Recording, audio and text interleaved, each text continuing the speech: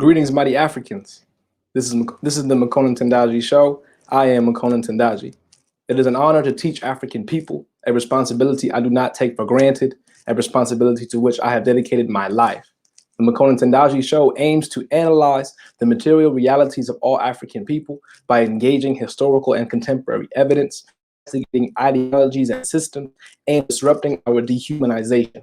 We'll study, analyze, examine, and discuss the history, conditions, and actions of our people, the only way, the true way, the African way, together. In 30 minutes or less, it is our intention to critically teach the rich and radical history of our people, African people, our way, the African way. Today, the 10th of January, 2021, our show is on the topic of Pan-African mass organizing, hence the title of our show today, Join an Organization If You Love Your People, as we heard our mighty ancestor Kwame Ture exclaim before the masses of our people. This is a critical topic, particularly when we look at the condition of the masses of African people in the US. We see a lot of protests, a lot of marches, a lot of external activities that sometimes they look organized and well structured, other times they don't. The need for mass organization, clear and intelligently directed mass organization, makes itself clear when we observe these things. And this topic is going to be divided into different installments, if you will, or different episodes. This first episode, we will be calling it Pan-Africanism in Thought. The next week's episode, we will be calling it Pan-Africanism in Practice. And the reason why we have divided it as such is because what you will also see in a lot of contemporary discussion or discourse, there are urges and concerns around us simply reading too much or thinking too much or philosophizing in lieu of acting or demanding. And it's our intention with this topic, join an organization if you love your people, it is our intention to maintain the line, so to speak, on the significance of thought and action, philosophy and practice. Hence the titles, hence the title of tonight's show as well as next week's. Again, tonight is Pan-Africanism in Thought. Next week will be Pan-Africanism in Practice, because we cannot think exclusively about how do we study Pan-Africanism or how do we practice Pan-Africanism. There must be a thought along with a practice. And so for our discussion on thought for tonight's show, there will be two specific sources, two primary sources that we'll be engaging on this notion of Pan-Africanism and thought. And they both come from our mighty ancestor, Kwame Nkrumah. For those of us who may not know, Kwame Nkrumah was the first prime minister of the West African nation, Ghana. Very, very instrumental in not just the independence fight for Ghana, but also the Pan-Africanist thrust of the masses of African people on the continent in the spirit of Pan-Africanism, fighting for independence and decolonization. And so what I'll be doing is reading various excerpts of Kwame Nkrumah's teachings. The first one, both of them, come from this text, The Political Thought of African Independence. This is an anthology of sources, a critical read edited by Gregory Smulowitz Zucker. And in it are actual primary sources of speeches and resolutions from Pan-African congresses and the like. And again, the focus of tonight's show is Pan-Africanism in Thought, because we understand that there's a necessity for thinking for freedom, as well as there is a necessity for fighting or practicing or organizing for freedom. And we also need to be clear, there is a highly, or there is a high organizing potential around thinking, around reading, around studying, around thinking hard about the various concepts and as we say, ideologies and systems that have to do not just with us pursuing our freedom, but also with us in the fight against our enemies, those nations and values and ideologies alike. So the first excerpt I'm going to read from Kwame Nkrumah is from an excerpt of his book, I Speak of Freedom, which was published in 1961. And now listen to, of course, the messages that are being taught, but also pay attention to the language that is used. Kwame Nkrumah is one of our most brilliant ancestors, not only for his work in practice, but more importantly for his work in thought. Ancestor Nkrumah writes, "It is clear that we must find an African solution to our problems, and that this can only be found in African unity. Divided we are weak, united, Africa could become one of the greatest forces for good in the world." He goes on to write, "Critics of African unity often refer to the wide differences in culture, languages, and ideas in various parts of Africa. This is true, but the essential fact remains that we are all Africans and have a common interest in the independence of Africa. The difficulties presented by questions of language, culture, and different political systems are not insuperable. If the need for political union is agreed by us all, then the will to create it is born. And where there's a will, there's a way." And he ends it with this, and please pay real close critical attention to this. Again, this comes from Kwame Nkrumah's book, I Speak of Freedom, published in 1961. Ancestor Nkrumah says, "We have to prove that greatness is not to be measured in stockpiles of atom bombs. I believe strongly and sincerely that with the deep-rooted wisdom and dignity, the innate respect for human lives, the intense humanity that is our heritage, the African race, united under one federal government, will emerge not just as another world bloc to flaunt its wealth and strength, but as a great power whose greatness is indestructible because it is built not on fear, envy, nor suspicion, not won at the expense of others, but founded on hope, trust, friendship, and directed to the good of all mankind. The emergence of such a mighty stabilizing force in this strife-worn world should be regarded not as the shadowy dream of visionary, but as a practical proposition, which the peoples of Africa can and should translate into reality. There is a tide in the affairs of every people when the moment strikes for political action. This is our chance. We must act now. Tomorrow may be too late, and the opportunity will have passed, and with it, the hope of free Africa's survival." Ancestor Nkrumah is one of our most brilliant ancestors, again, not only for his immeasurable contributions to the tangible and practical ways in which the masses of African people have fought for and gained independence and have fought for decolonization, but also for his work in the realm of thought, in the realm of philosophizing our freedom, of reading about, critically thinking about, and studying about, and writing about our freedom. Again, Pan-Africanism is a way of thinking just as much as it is a practice, a way of doing, a way of living. We need to be sure that we are harnessing this energy in our daily organizing work. We cannot fall under the presumption that all we need to do is get out in the streets and be seen and be heard. There is value in that in and of itself. It does not fully encompass the work that we need to do. More often than not, we should be conceptualizing work not as this physical or performative action.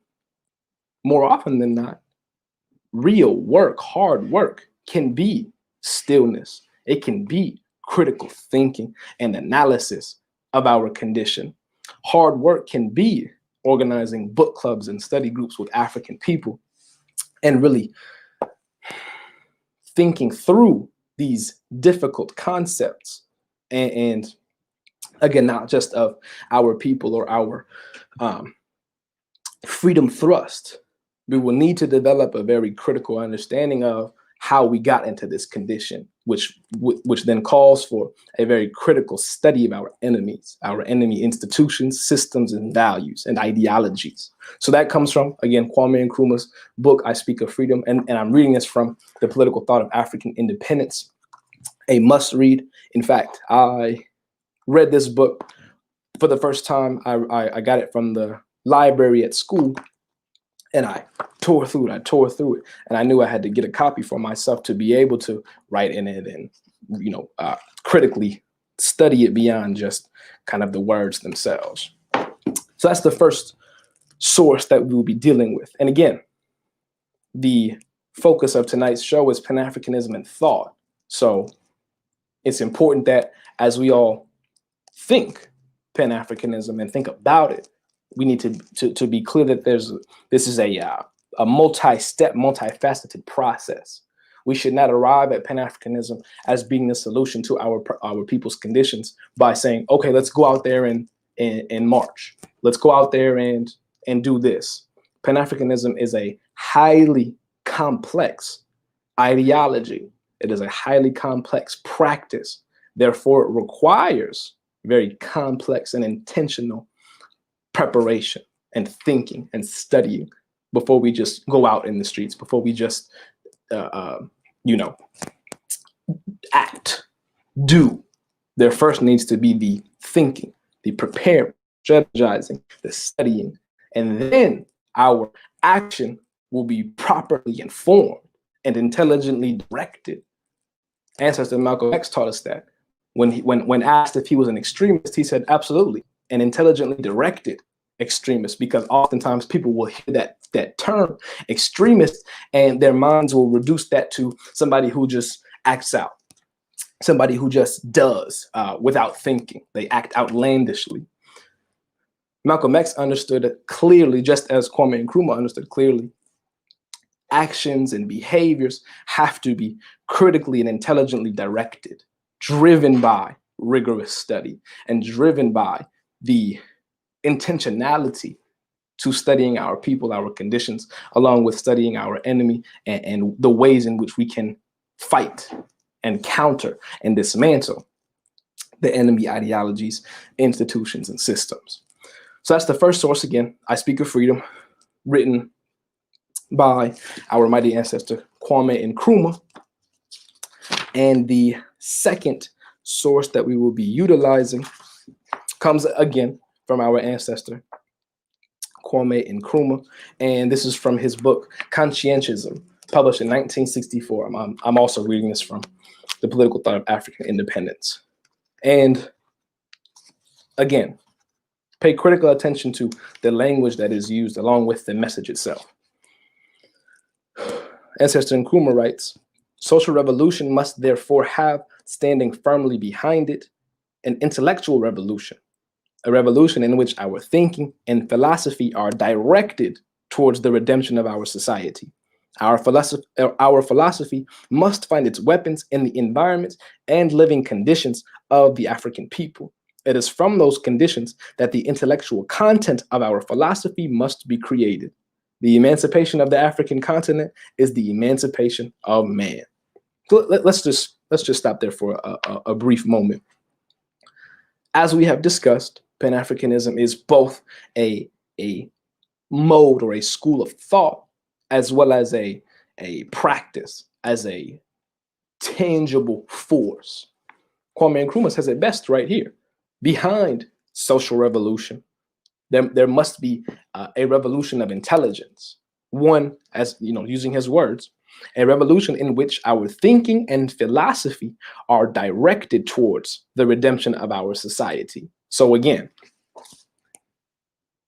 is it enough for us to be angry African people, righteously angry African people, and stir up and channel and harness that anger solely in demonstration, solely in action or marches? Solely? No. it requires an intellectual revolution. It requires a critical thinking driving force behind it. A mode of thought that understands before we go out and act, before we go out and march or demand or incite, destruction of property, which are or which can be revolutionary things. We need to be sure we are intelligently directing our actions. And he says it here, right? A revolution in which our thinking and philosophy are directed towards the redemption of our society. And now,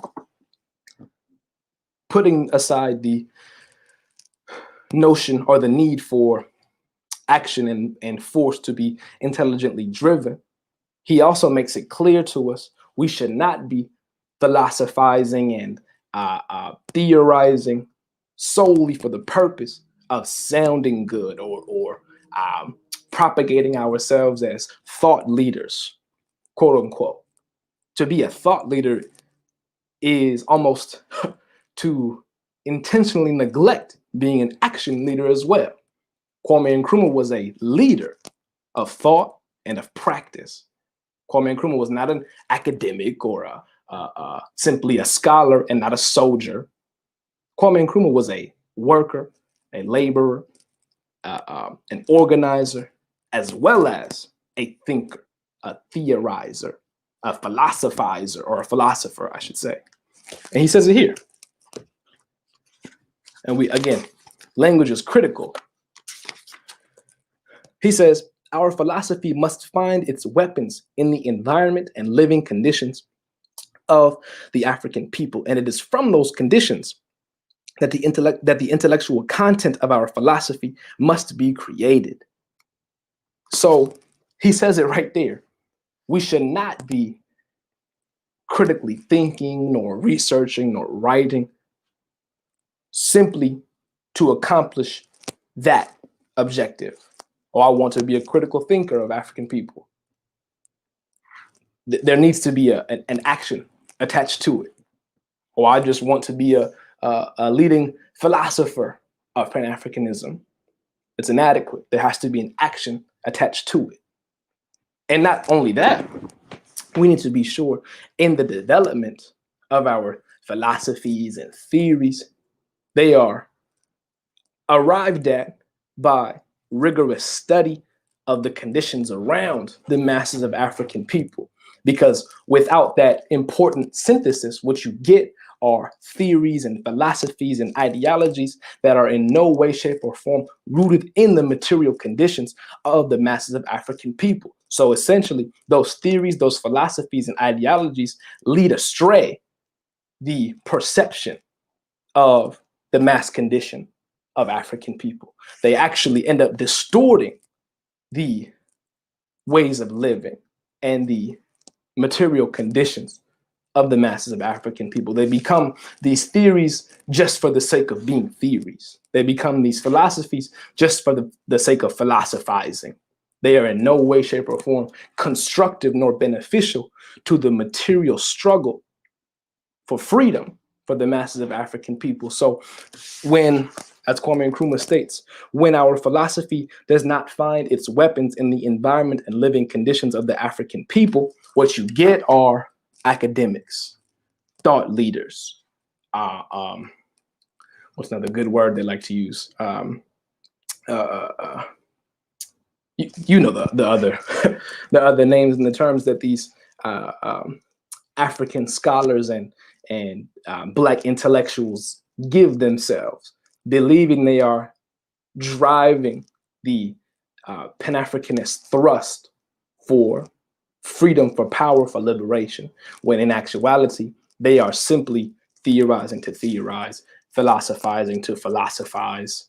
They are not contributing to the material struggle of the masses of African people because their philosophy is not rooted in that.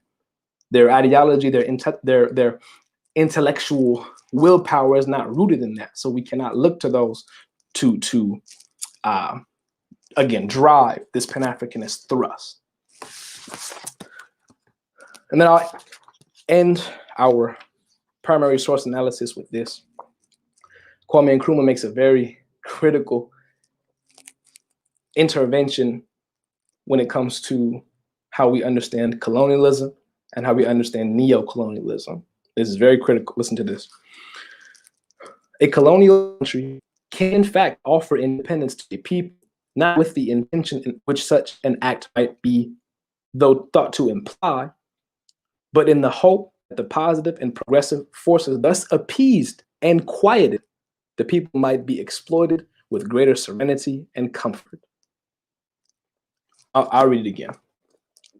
A colonialist country can in fact offer independence to a people, not with the intention which such an act might be thought to imply, but in the hope that the positive and progressive forces thus appeased and quieted, the people might be exploited with greater serenity and comfort.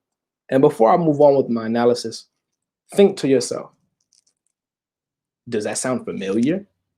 Does the idea of promises of independence and promises of freedom being offered to a people, not as a means of actually driving them towards those objectives, but as a means of appeasement, of